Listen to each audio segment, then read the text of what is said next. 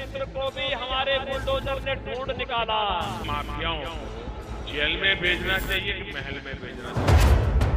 आजम खान कहाँ है?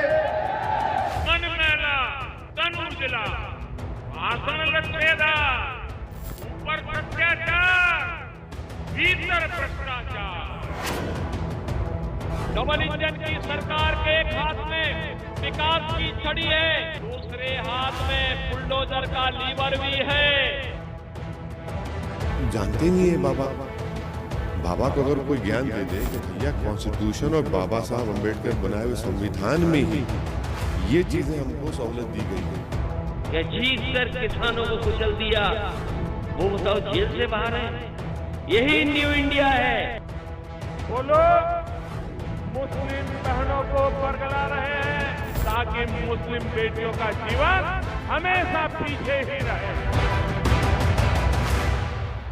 नमस्कार, मैं हूं पंकज झा। लखनऊ में विधानसभा के सामने से तो कोहरा छट गया है, लेकिन पहले राउंड के मतदान के बाद भी आखिरकार यूपी में किसकी सरकार बनेगी, इस बात को लेकर सस्पेंस बना हुआ है। जितने मुंह उतने ही बात। पहले चरण में भाजपा का परचम लहरा रहा है और कल दोपहर के बाद नेताओं का चेहरा ऐसा लटका हुआ है। ये मोदी वैक्सीन ने जान बचाया है तो वोट भी यही जाएगा कि पहले चरण में ही भारतीय जनता पार्टी का सफाया हो गया। सत्ता की राजनीति की अपनी कुछ स्पेशल डिमांड होती है, जिसमें कई बार बात बना कर कहना होता है, घुमा कर कहना होता है और कई बार छिपा कर भी कहना होता है। पिछले 20 सालों से चुनाव दर चुनाव जीत रहे प्रधानमंत्री नरेंद्र मोदी से बेहतर इसे कौन समझ सकता है। अब उनके पीछे चलने वाले मुख्यमंत्री योगी आदित्यनाथ ने भी इसे समझना और सीखना शुरू कर दिया है।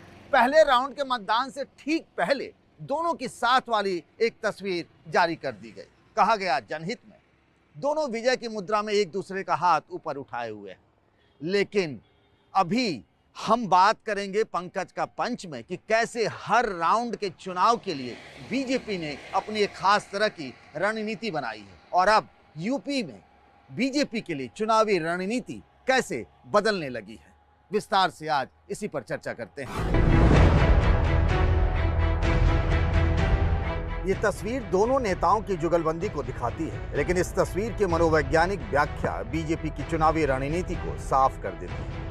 एक तरफ प्रधानमंत्री नरेंद्र मोदी की विकास पुरुष वाली छवि है, जो विकास की रोशनी हर घर तक पहुंचाना चाहती है। मोदी उन तक पहुंचना चाहते हैं जो बीजेपी को अब तक अछूत समझते रहे हैं। हमने मुस्लिम बहनों को 3 तलाक के जुल्म से मुक्ति दिलाई है। वो लोग मुस्लिम बहनों को बरगला रहे हैं ताकि मुस्लिम बेटियों का जीवन हमेशा पीछे ही रहे।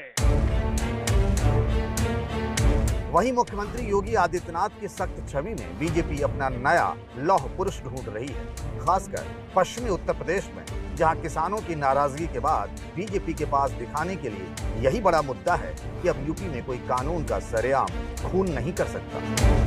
जो कभी प्रदेश की सुरक्षा के लिए खतरा बने हुए थे, उनके लिए भी आज सरकार और पुलिस स्वयं खतरा बन करके उनके लिए स्वयं एक नया अलर्ट जारी कर दिया है। पीएम मोदी और सीएम योगी के हम साथ साथ हैं वाली 2 तस्वीरें पिछले साल नवंबर के महीने में 21 तारीख को आई थी। उन दिनों बीजेपी के अंदर लखनऊ और दिल्ली के बीच बढ़ती दूरियों के बड़े चर्चे थे, पर इस नई तस्वीर के कई राजनीतिक मायने भी हैं।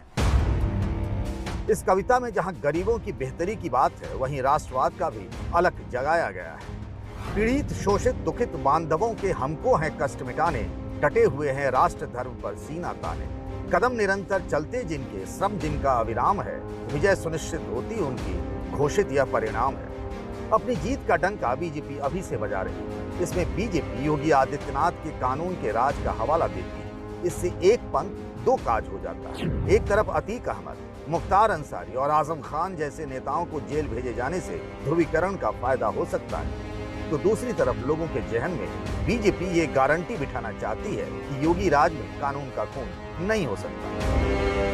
ये गुंडों को जेल भेजना चाहिए कि महल में भेजना चाहिए? योगी जी ने सही किया कि नहीं किया? सही किया कि नहीं किया? यही करना चाहिए ना, तभी तो सज्जन व्यक्ति जिंदगी जी सकता है भाई। ईमानदार आदमी जो मेहनत करता है वो तभी जी सकता है। आजम खान के अतीक अहमद अंसारी तो कहाँ है? बीजेपी ने यूपी चुनाव के हर दौर के लिए अलग अलग गेम प्लान बना रखा है। पश्चिमी यूपी कहीं पार्टी के लिए कमजोर कड़ी न बन जाए, इसलिए योगी का चेहरा आगे किया गया। इस चेहरे के आसपास ये रणनीति बनाई गई कि योगी की सरकार है तो लोग सुरक्षित हैं। चुनाव में मुद्दे चाहे जितने भी गिनाए जाए, लेकिन चुनाव मूल रूप से इंप्रेशन और इमेज का खेल है, और बीजेपी तो इस खेल में माहिर है। इसीलिए बीजेपी ने यूपी में चेहरे भले दो ही लगा रखे हों, लेकिन चौसर पर चाल चारों दिशाओं से चली जा रही है। योगी के हाथ में कानून का डंडा है तो बीजेपी के पास हिजाब के खिलाफ भगवा झंडा है। कर्नाटक का हिजाब अब यूपी चुनाव को अपने चुनावी साये में ढकने लगा है। राजनीति में टाइमिंग बड़ा महत्वपूर्ण होता है। पश्चिमी यूपी के चुनाव के ठीक बीच में कर्नाटक से हिजाब का जिन्न निकला। हिजाब हमारा हक है। देखते ही देखते यूपी में इसके बहाने वोटों का हिसाब किताब भी होने लगा। तो ये अपना राइट है कि हमें क्या पहनना है क्या नहीं पहनना है। किसी को क्या दिक्कत हो सकती है अगर कोई अपना चेहरा ढक रहा है? हम हिजाब करें या ना करें, लेकिन हिजाब हमारा अपना हक है। कि वहाँ नहीं आप बैठ सकते हो, वहाँ आपको यूनिफॉर्म में रहना होगा। दूसरे दौर का चुनाव प्रचार खत्म होने से पहले उत्तराखंड से चलकर यूनिफॉर्म सिविल कोड का मामला भी यूपी चुनाव के अखाड़े में पहुंच गया। आगामी नई बीजेपी सरकार अपने शपथ ग्रहण के तुरंत बाद एक कमेटी गठित करेगी जो कि उत्तराखंड राज्य के लिए यूनिफॉर्म सिविल कोड का ड्राफ्ट तैयार करेगी। उनको लॉ कमीशन की रिपोर्ट पढ़नी चाहिए। लॉ कमीशन ने खुद कह दिया कि भारत देश में अब यूनिफॉर्म सिविल कोड नहीं ला सकते।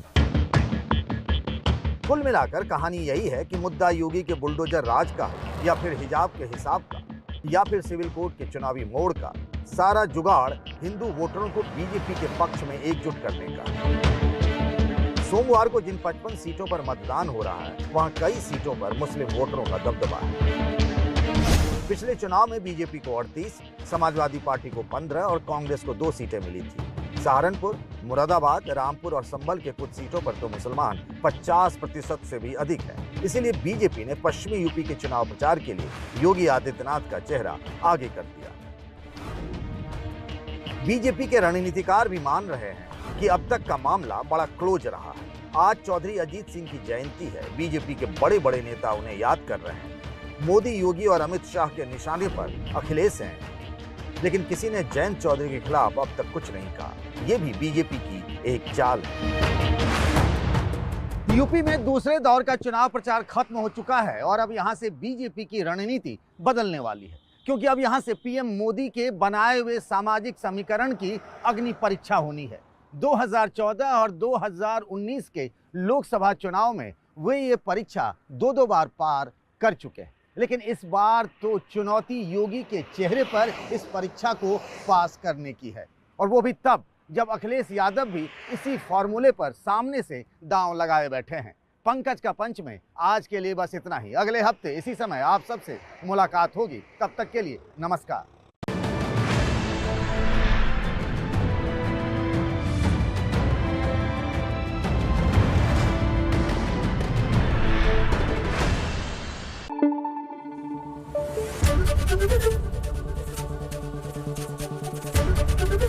एबीपी न्यूज आपको रखे आगे।